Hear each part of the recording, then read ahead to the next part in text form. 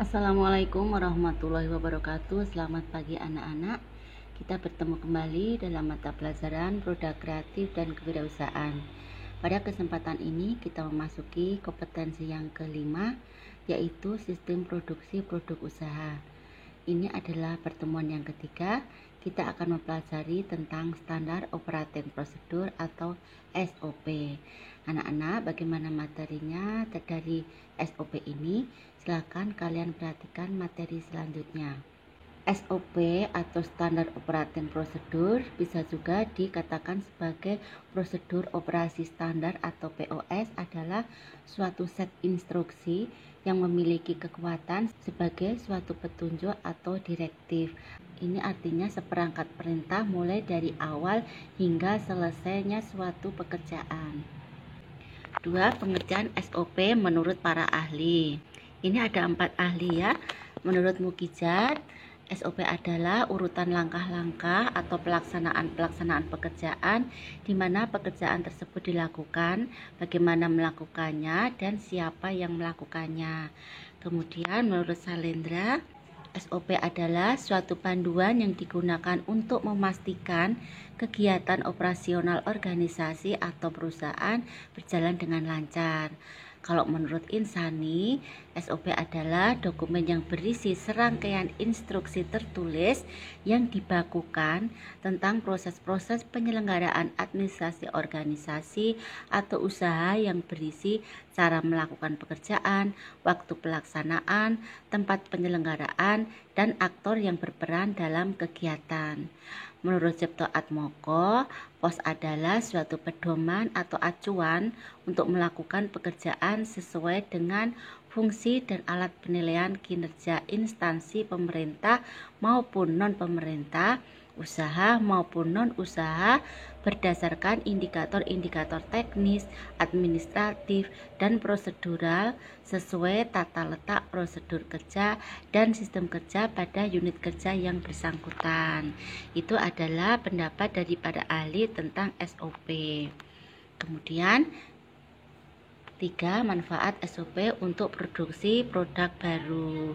Menurut Peraturan Menteri Pendayagunaan Aparatur Negara Nomor 21 Tahun 2008, manfaat SOP adalah sebagai standar bagi cara yang dilakukan pegawai dalam menyelesaikan pekerjaan khusus, mengurangi kesalahan dan kelalaian.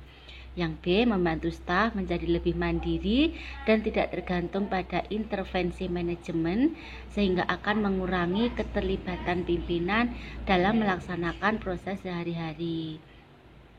C. Meningkatkan akuntabilitas dengan mendokumentasikan tanggung jawab khusus dalam melaksanakan tugas.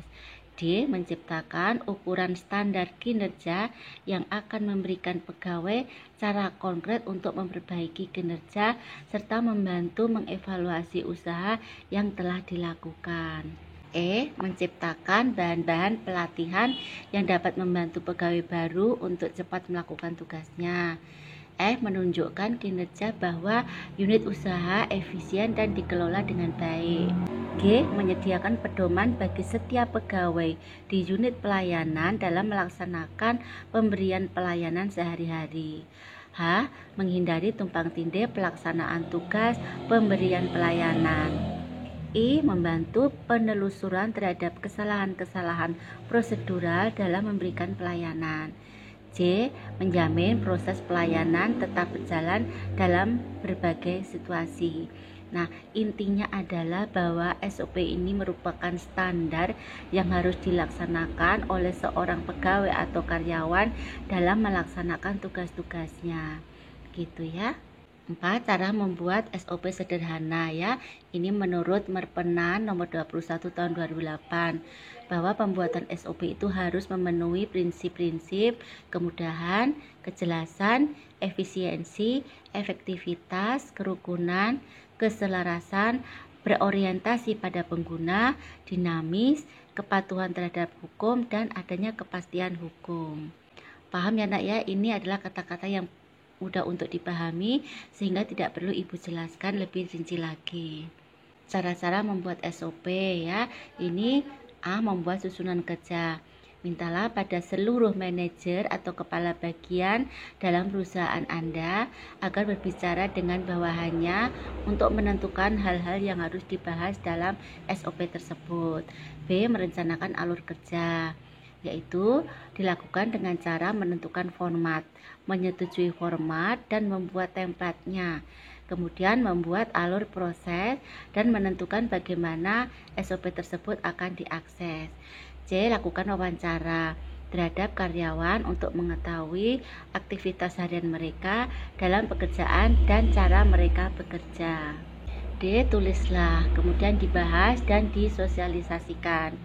Setelah melakukan wawancara dan memeriksa dokumen tata laksana kerja, perusahaan mulai bisa membuat menu SOP, membahas kembali dengan pihak-pihak terkait, dan melihat apakah masih ada kesenjangan peraturan antara pihak pegawai dan perusahaan.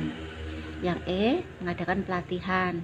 Setelah disepakati dan disosialisasikan, perlu diadakan pelatihan agar SOP bisa berjalan dengan baik dan benar sesuai dengan apa yang telah dituangkan dalam SOP tersebut. Gitu nak ya. 5. Contoh SOP produksi produk ya. A. Menentukan jenis pekerjaan dan alur kerja. Untuk berbagai sektor usaha yang beragam, tentu mempunyai jenis pekerjaan atau cara produksi yang dilakukan beserta alurnya. Kemudian menggambarkan dalam bentuk bagan ya. Yang ketiga, menuliskan dalam bentuk uraian. Uraian ini adalah keterangan-keterangan dari bagan yang dibuat tersebut. Sekarang kita akan membuat contoh tahapan membuat SOP produk botol minuman ringan ya. Jenis pekerjaan dan alur kerjanya. 1. Menetapkan bahan yang akan dipakai untuk membuat botol. 2. Mendesain botol minuman. 3. Meminta persetujuan atasan atau pimpinan. Yang keempat adalah mencetak botol minuman. Nah, kalau dibuat bagan alur kerjanya seperti ini ya. Ini adalah menetapkan bahan baku. Setelah ditetapkan bahan bakunya, kemudian membuat desain botol. Nah, kemudian diajukan pada atasan. Jika disetujui, maka kita bisa mencetak brosur. Jika tidak disetujui, maka direvisi kembali dan memulai dari awal lagi ya. Ini ada tanda panahnya seperti ini ya. Kemudian dibuatlah keterangan bagian alur kerjanya. Langkah pertama, pekerjaan yang dilakukan adalah wirausaha dan staf menyiapkan materi botol minuman yang akan diproduksi. Materi yang disiapkan adalah gambaran, contoh botol, ukuran botol, bahan baku pembuat botol, dan keunggulan-keunggulan dari botol yang akan diproduksi. Kemudian langkah yang kedua adalah wirausaha dan staf meminta bantuan desainer grafis untuk mendesain botol yang memenuhi kriteria, mulai dari ukurannya hingga gambaran kebutuhan botol minuman untuk dilakukan proses desain. Langkah yang ketiga, mendesain botol yang sudah jadi, kemudian diajukan kepada wirausaha atau atasannya ya untuk disetujui. Jika belum disetujui, maka desain tersebut harus direvisi dan kembali ke langkah sebelumnya. Jika sudah disetujui, baru meneruskan ke langkah selanjutnya. Yang keempat, desain yang sudah disetujui oleh wirausaha tersebut kemudian dicetak di mesin produksi yang dimiliki oleh usaha atau bekerja sama dengan mitra yang memiliki mesin produksi untuk membuat botol minuman tersebut. Yang kelima, botol minuman yang sudah jadi dan diterima langsung didistribusikan kepada pihak pemesan atau penjual. Sekarang contoh lagi SOP usaha kuliner ayam mentah ya menjadi ayam goreng. Jenis-jenis pekerjaan yang dilakukan: belanja ayam potong atau menunggu ayam dari supplier. Pastikan kebersihan karyawan yang menangani sudah higienis atau belum. Kemudian ayam dicuci bersih. Terus ayam direndam dalam larutan bumbu. Kemudian diaduk dengan tepung bumbu. Terus ayam digoreng dalam minyak panas dan terendam. Selanjutnya ayam goreng tepung ditiriskan. Terus ayam goreng tepung siap untuk disajikan. Sekarang kita akan membuat alur kerjanya ya. Ini belanja ayam potong ya, atau menunggu sapler ayam.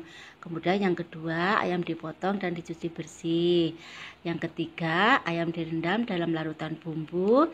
Yang keempat, ayam diaduk dengan tepung bumbu. Kemudian yang kelima adalah ayam digoreng. Keenam, ayam goreng tepung ditiriskan.